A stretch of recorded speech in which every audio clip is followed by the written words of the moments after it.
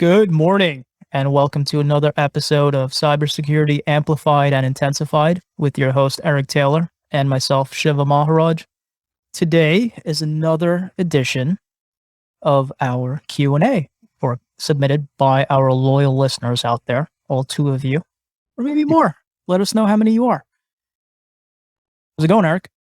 Oh, it's just another day full of data breaches, penetration tests, and lots and lots and lots of coffee consumption. Coffee is good. Black Rifle, if you're listening, we want you. We would love a sponsorship of some coffee. I know Eric would. He could go through a bag a day.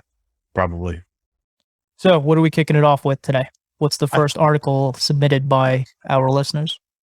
The first one I think we're going to dive into really is Cisco will not fix zero-day remote code execution, RCE vulnerabilities, at the end of life VPN routers. So there's been some 0 days, as you can tell from this, that's been released via GitHub, where you could be able to SSH or not through SSH, but the GUI, be able to race to an elevated command prompt in a GUI from a Cisco VPN. What is your take after looking through this article so far? I think we're going to have the same opinion. I applaud Cisco. It's about time vendors start saying no more updates to end-of-life hardware, because that is how we get into companies coming to you or I saying, hey, we have legacy blah, blah, blah out there, and we got hacked. Well, you got hacked because you're too cheap to spend money. There's no need for legacy systems. I do not care the excuse. Yep. Even on this article, I agree with you 1,000%. There are small business models here that are listed on this website, and we'll have the link for those who are in the audio version of this thing. There are end of life as of December 2nd, 2019. So we're coming up on 3 years. We're at 2.5 years. So even if you were waiting for end of life and then cycling out, say 4 or 6 months afterwards, I don't agree with it, but I can easily see that standpoint, trying to maximize the the shelf life of your hardware. But, we're at 2.5 coming up on 3 years past the time that this thing gets come end of life. It's time to move on. Let's be honest here. December 2019 was EOL, end of life, for those of you who don't know what that is. Now, do you think all of those router models are up to date with their software patching? Absolutely not. So what does it matter if no more patches are going to be released after EOL?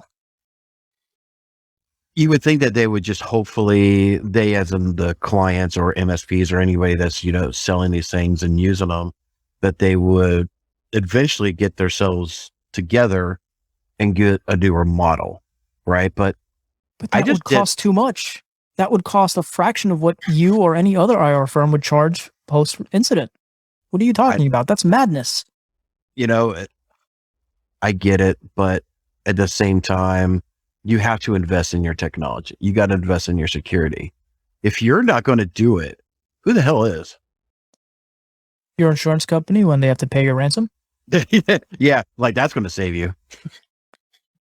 I do want to bring up the Accenture breach that we all don't have much information on, but by all accounts, they were able to recover very quickly with barely missing a step, if at all.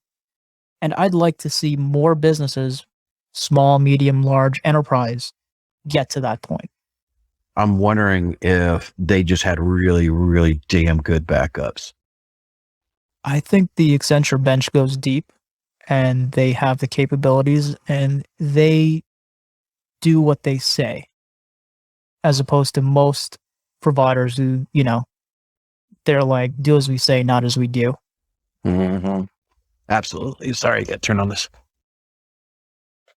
Have my headlight over here. But they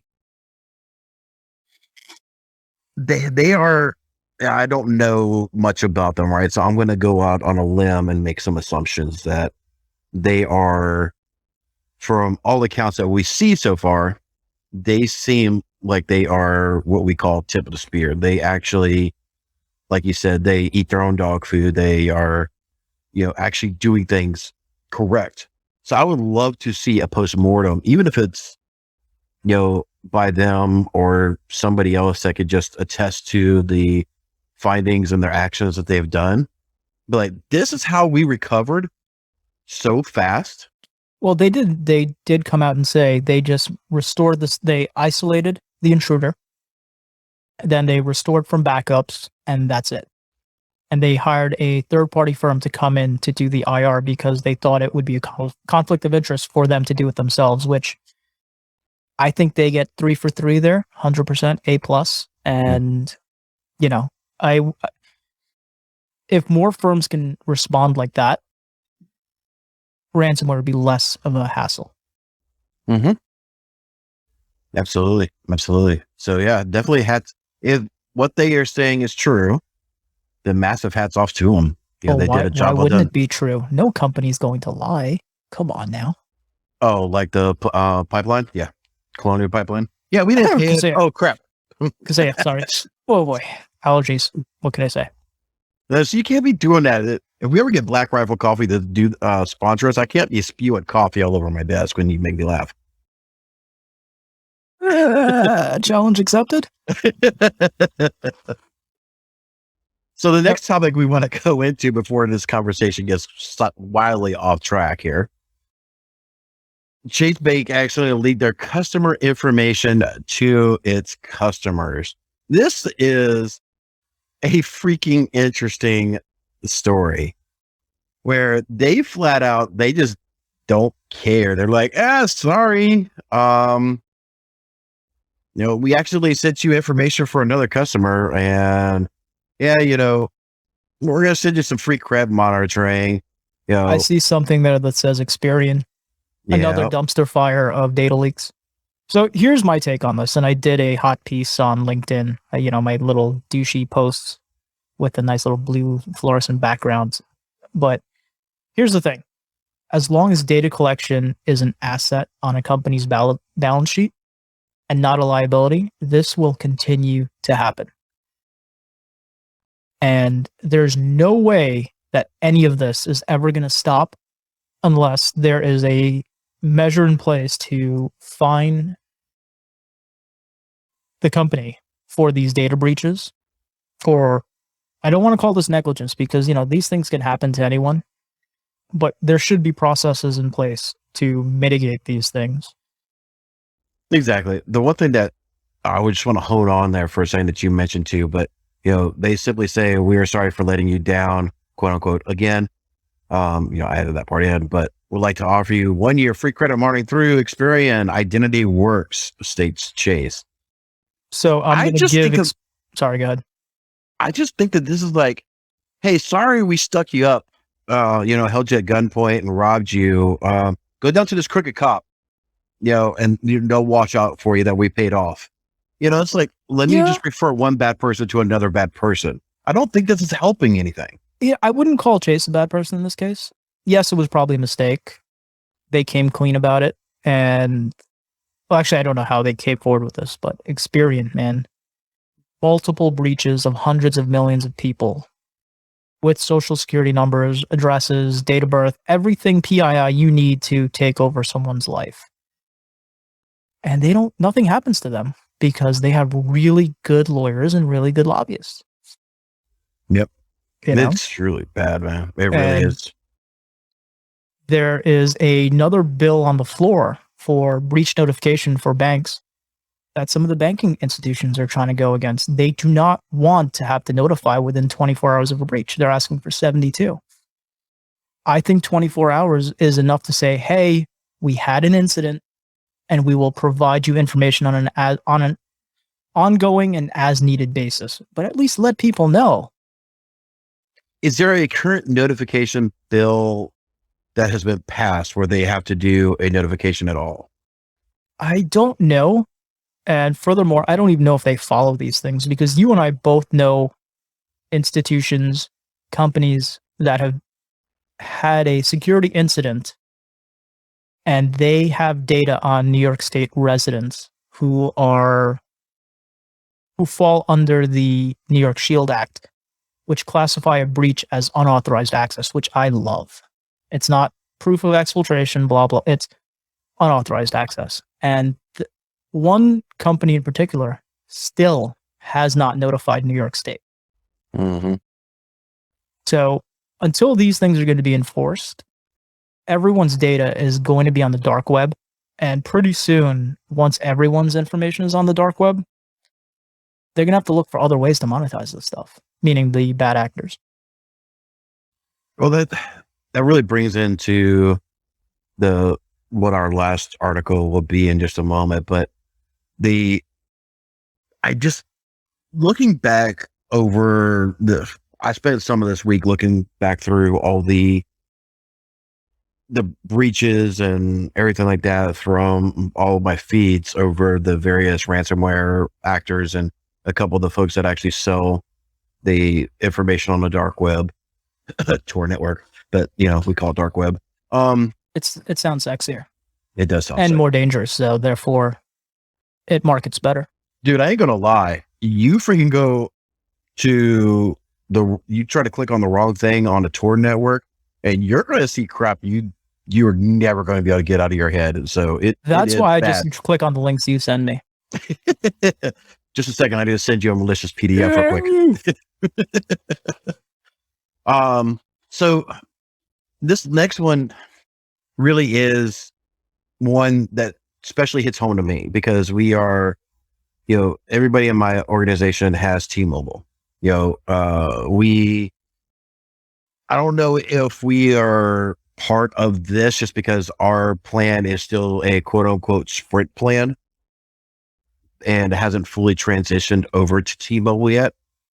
So I don't know how I think the databases are still separate because we still have different logins for Sprint accounts and T-Mobile accounts. So I'm thinking that it's completely separated, but I'm still nervous as crap over this one where it's not just your name, address, and dadgummit your social security number, but it's also your phone identification number, your IEMI. Hold on. IEMEI? Yeah, exactly. So you can you could actually literally start doing SIM cloning and stuff like that because a lot of the Google phones, like the true Google phones. Well, are they including the eSIM numbers built into the phones themselves? Mm-hmm. Okay. So SMS, 2FA, I love you. Mm-hmm. Now, see, like iPhones still require a SIM card for T-Mobile. Okay. Now, Google Pixels do not. So, at least with an iPhone on T-Mobile and Sprint, you have that extra layer, if you will. I'll use an extra layer really, really loosely, but you have an extra layer of quote unquote security that they have to overcome to fully clone your phone. But if you're going around and people have Google Pixel phones, all you guys do is mimic that freaking number and you're golden. So let's dive into 2FA here, because I know you think it's a dumpster fire. I think it's a dumpster fire. And a colleague of ours showed us a patch that the military issues for dumpster fires. I think we should start sending those out to people when they are worthy of a promotion. But is now a good time to really talk to your clients about moving to something like a Duo push notification for MFA? Yeah, any form of MFA. Even Microsoft Authenticator is a freaking MFA. But that's kind of limited just to Microsoft. If, however, you have a smart provider and you are leveraging SSO to give you that one place to breach for the keys to the kingdom, which I'm of two minds there. I love it, but I hate it for that very reason. I think Duo is probably your next best thing, right? Mm-hmm. I am so overly paranoid, maybe just because I'm in the cybersecurity space. But when I try to access my 365 Azure tenant, I get prompted with Microsoft Authenticator. And once I cleared that, then I get to a Duo notification because I'm just super paranoid. As you should be. So, I mean, you're an IR guy. You are dealing with ransomware operators. So they'd love nothing more than to pop you. Mm-hmm. So Get the stuff that's inside my teams. Holy McCrap. exactly. So I think that's it for today. Nice quick roundup. Hopefully we'll be able to. Actually, before we break, there is one more article I just sent you, because what's this podcast these days without getting a tad bit political? Oh, sure. Let me just pull this thing up here real quick. It's in Slack. And for those of you, we have our own private Slack that we use to make fun of vendors. Yeah, our co-host, sometimes Brian Weeks, we love making fun of him. Let me get rid of this pop-up ad and bring it up here. So does abandoning embassy impose security? Oh, dear God, here we go. You're going to get me on my soapbox. We're supposed to keep this under 30 minutes. Well, we're only at 16 right now, minus editing time. So here's the thing. I will preface this by saying my personal view is I don't think any president would have done any different in the withdrawal. I think the only variables that could have potentially been controlled are the ease and pace, or relative ease and pace, of evacuation. I think the fall was going to happen regardless of who the president is or was or will be. That said, I read a lot of articles where it seems there was no evac plan or contingency plan for the embassy and Americans and those friendly to American forces. And what really is starting to rub me the wrong way is we've seen China making overtures to the current Afghan government, or whatever we're calling them these days. What type of technology is being left behind that the former Afghan army was equipped with? What kind of technology may be left behind in the skirmish to get out of the embassy that can be exploited by APTs looking to get in on our technology? And that's where I'm going with this article.